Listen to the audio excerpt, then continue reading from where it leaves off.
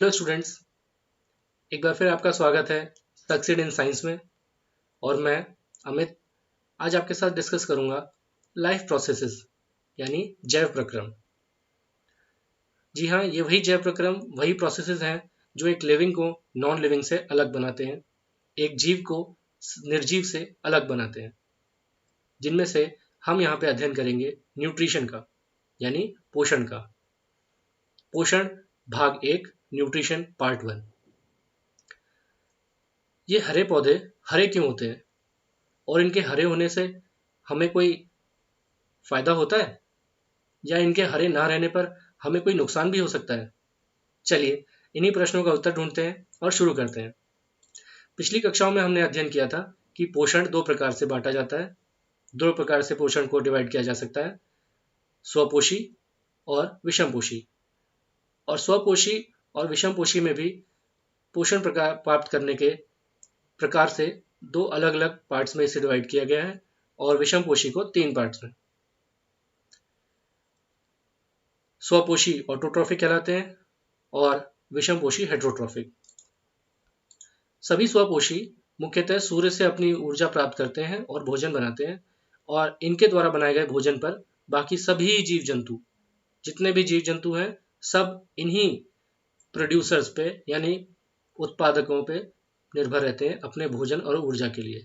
इसीलिए बाकी सब जीव जंतुओं को परपोषी कहते हैं, केवल हरे पेड़ पौधे, इनको हम स्वपोषी बोलते हैं।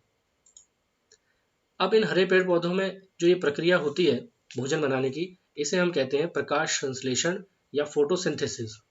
चलिए देखते हैं ऐसा क्यों। क्योंकि इस चित्र के जरिए हम देख सकते हैं कि यहाँ पे जो सोर्स ऑफ लाइट है वो सूर्य है, और सूर्य से जो ऊर्जा आ रही है वो कार्बन डाइऑक्साइड और वाटर के साथ मिलकर कार्बोहाइड्रेट यानी ग्लूकोज का निर्माण करती है, जो कि पौधे में ऊर्जा के रूप में संचित रहती है। और आगे जितने भी जीव जंतु हैं वो डायरेक्टली और इनडायरेक्टली इसी संचित ऊर्जा का उपयोग करते हैं। इस पूरी क्रिया को हम एक रासायनिक क्रिया के रूप में भी लिख सकते हैं, जो कि कुछ इस प्रकार से है: 6CO2 + 12H2O, C6H12O6 ग्लूकोज। और ये सब हो कहाँ रहा है? क्लोरोफिल के अंदर सूर्य के प्रकाश की मौजूदगी में, जिसमें से हमें ग्लूकोज के साथ ऑक्सीजन और वाटर मॉलिक्यूल्स, वाटर ड्रॉपलेट्स या फिर वेपर्स के फॉर्म में मिलते हैं। इसीलिए क्योंकि यहाँ पे लाइट का बहुत महत्व है, इसलिए हम इस पूरी प्रक्रिया को कहते हैं प्रकाश संश्लेषण यानी फोटोसिंथेसिस, प्रकाश की मौजूदगी में किसी चीज का बनना। अब हरी पत्तियों में ऐसी क्या चीज है जो कि प्रकाश संश्लेषण केवल हरी पत्तियों में ही हो सकता है?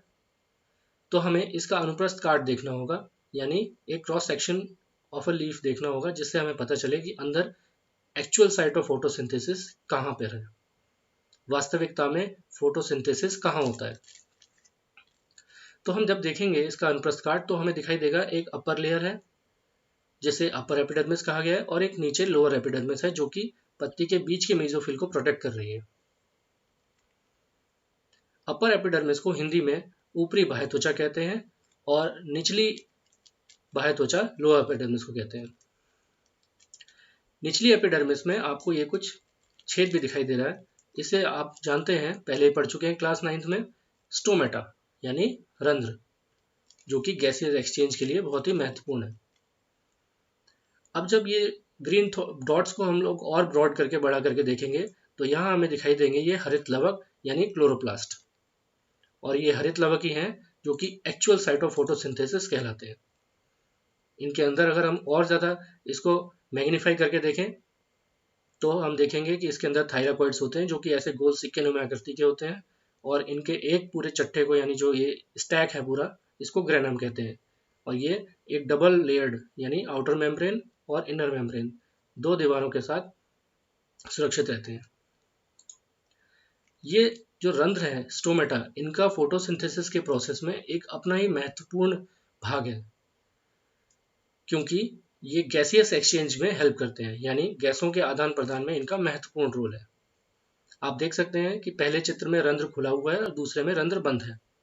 अब इनके खुलने और बंद होने के पीछे भी एक रहस्य है। जब गैसों के आदान प्रदान होता है उस समय जल की हानि भी अत्यधिक होती है, इसलिए जिस समय फोटोसिंथेसिस की क्रिया नहीं होती उस समय ये रंध्र बंद हो जाते हैं, जिससे कि जल की हानि को रोका जा सके। अब ये जो द्वार कोशिकाएं हैं, जब इनके अंदर जल भर जाता है और ये फूल जाती हैं, तब रंध्र खुल जाते हैं, और जब इनके अंदर पानी निकल जाता है, ये सिकुड़ जाती हैं, तब रंध्र बंद हो जाते हैं। ठीक इस वीडियो में जैसे आप देख सकते हैं, यहाँ आप देखेंगे कि रंध्र खुल और बंद हो रहे हैं। अब हम प्रकाश संश्लेषण की प्रमुख घटनाओं को इस चित्र के जरिए समझते हैं। हम देखेंगे कि इस चित्र को दो भागों में बांटा गया है, लाइट रिएक्शन और डार्क रिएक्शन। यहाँ पे लाइट दिन से संबंधित है और डार्क रात्रि से, यानी रात्रि में होने वाली क्रियाएं और दिन में होने वाली क्रियाएं। कुछ क्रियाएं रात्रि में होती हैं, कुछ दिन में। और अगर हम इनका अध्ययन करें तो देखेंगे सबसे पहले लाइट रिएक्शन होती है, जिसमें कि बाहर से जो वाटर मॉलिक्यूल यानी H2O आता है, उसमें से ऑक्सीजन बाहर निकाल के हाइड्रोजन को ATP के साथ में लाइट डार्क रिएक्शन के लिए भेज दिया जाता है, जहां पे कार्बन डाइऑक्साइड ग्लूकोज में कन्वर्ट हो जाती है, और ये ग्लूकोज बाद में स्टोर कर दिया जाता है एनर्जी के फॉर्म में भोजन हेतु। ये जो ATP आता है ये रिड्यूस फॉर्म में आता है, और जब हाइड्रोजन इसमें से निकल जाता है तो ये ADP के फॉर्म में दोबारा रिड्यूस होने के लिए चला जाता है। इस प्रकार से पूरी घटनाएं होती हैं। इनको हम शाब्दिक तौर पे देखें तो तीन मुख्य घटनाएं हम कह सकते हैं। सबसे पहली घटना क्लोरोफिल द्वारा प्रकाश ऊर्जा का अवशोषित करना, यानी एब्जॉर्ब करना क्लोरोफिल द्वारा लाइट एनर्जी को। उसके बाद इसी लाइट एनर्जी को, प्रकाश ऊर्जा को, रासायनिक ऊर्जा में रूपांतरित करना और हाइड्रोजन और ऑक्सीजन मॉलिक्यूल्स को अलग कर देना, यानी वाटर मॉलिक्यूल्स जो H2O के फॉर्म में थे उन्हें अपघटन द्वारा यानी ब्रेकडाउन द्वारा उन्हें हम तोड़ के H2 और ऑक्सीजन, हाइड्रोजन और ऑक्सीजन में अलग अलग कर देते हैं। अब ये ऑक्सीजन तो बाहर निकल जाती है, जो कि हमने अभिक्रिया में देखा था, और ये जो हाइड्रोजन है ये बाद में CO2 को कार्बोहाइड्रेट में बदल देती है, और इस प्रक्रिया को यानी कार्बन डाइऑक्साइड को कार्बोहाइड्रेट में बदलने की प्रक्रिया को हम अपचयन कहते हैं, यानी कैटाबॉलिज्म कहते हैं। अब प्रश्न ये उठता है कि क्या ये तीनों क्रियाएं एक के बाद दूसरा होते हैं, यानी चरणबद्ध तरीके से होती हैं? तो इसका उत्तर है नहीं। क्यों? क्योंकि कुछ मरुद्भेद पौधे यानी जीरोफिटिक प्लांट्स, वो पौधे जो कि पानी के अभाव में मरुस्थल में ऐसी जगह उगते हैं, जैसे कि ये दिख रहे हैं यहाँ पे ओपनशिया यानी नागफनी, उनमें ये क्रियाएं, तीनों क्रियाएं एक साथ नहीं होती। इनमें रात्रि के समय CO2 पौधा लेता है और एक मध्यस्थ यानी इंटरमीडिएट उत्पाद बनाता है। एक रिएक्शन में रिएक्टेंट्स होते हैं और प्रोडक्ट्स होते हैं, पर इस रिएक्शन में एक इंटरमीडिएट भी होता है, और दिन के समय क्लोरोफिल ऊर्जा अवशोषित करके इस इंटरमीडिएट प्रोडक्ट से अंतिम उत्पाद बनाता है। अतः हम देख सकते हैं कि इसमें दिन के समय में कार्बन डाइऑक्साइड न लेकर रात्रि के समय कार्बन डाइऑक्साइड ली जाती है और एक मध्यस्थ बनाया जाता है। ऐसा इसलिए क्योंकि दिन के समय स्टोमेटा बंद रहते हैं, जिससे कि जल की हानि कम से कम हो सके। और इस प्रकार के पौधे को हम CAM पौधे या क्यों कहते हैं, क्योंकि इसके अंदर CAM साइकिल यानी क्रेजुलेशियन एसिड मेटाबॉलिज्म होता है, जो कि आप आगे हायर क्लासेस में और डिटेल में पढ़ेंगे। आगे बढ़ने से पहले इस वीडियो को यहाँ पॉज कीजिए और इन प्रश्नों के उत्तर ढूंढकर अपनी कॉपी में नोट कीजिए। जी हाँ, पिछले वीडियो में हमने एक प्रश्न छोड़ा था, ग्रह क्यों नहीं टिमटिमाते हैं? तो इस वीडियो में आपको इसका उत्तर नीचे डिस्क्रिप्शन में मिल जाएगा। यहाँ दोनों पिक्चरों में, इन दो चित्रों में आप देख सकते हैं कि जानवर अपना भोजन यानी पोषण प्राप्त कर रहे हैं। जो चरने वाले जीव हैं वे शांति से चलते हैं, और जो मांसाहारी जीव हैं उन्हें अपने भोजन के लिए भागना पड़ता है, युद्ध करना पड़ता है।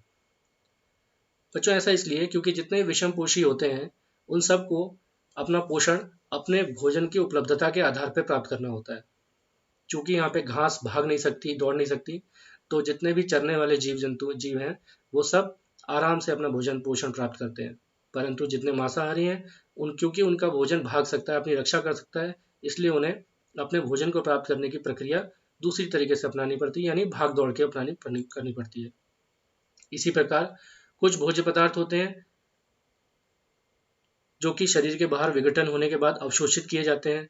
किसके द्वारा? फफूंदी, मशरूम या खमीर द्वारा। ये सब अपने भोजन शरीर के बाहर ही विघटन करके उसके बाद उसे अवशोषित करते हैं। इस प्रकार हम देखते हैं कि अलग अलग विषमपोषी जीवों में पोषण का प्रकार उनके भोजन की उपलब्धता और भोजन को अवशोषित करने के तरीके पर आधारित होती है। अब हम अगर एक कोशिकीय जीव यानी अमीबा का न्यूट्रिशन देखें, मैकेनिज्म देखें, तो उसमें हमें दिखाई देगा कि उसका मैकेनिज्म बहुत सिंपल है। इसमें अमीबा सबसे पहले अपने खाद्य कण के पास पहुंचता है और अपने कूटपाद या पादाप से फिंगर लाइक प्रोजेक्शंस यानी अस्थायी प्रवर्ध बनाता है और ये खाने को घेर लेते हैं। बाद में ये खाद्य कण के आगे आकर संगलित होकर यानी इकट्ठे होकर उस खाद्य कण को अपने अंदर लेकर एक फूड वैक्यूल यानी खाद्य रिक्तिका बनाते हैं और ये खाद्य रिक्तिका अंदर आकर सरल पदार्थों को कोशिका दर में विकसित हो जाती है और बचा हुआ पदार्थ यानी अपच पदार्थ कोशिका से बाहर निष्कासित कर दिया जाता है। इसी प्रकार से पैरामोशिया में भी न्यूट्रिशन किया जाता है और इस पूरी प्रक्रिया को हम अंग्रेजी में एंडोसाइटोसिस कहते हैं। और जब बचा हुआ पदार्थ अपच पदार्थ बाहर निकाला जाता है उसकी प्रक्रिया बिल्कुल इसी की उलट होती है, उसे हम एक्सोसाइटोसिस कहते हैं।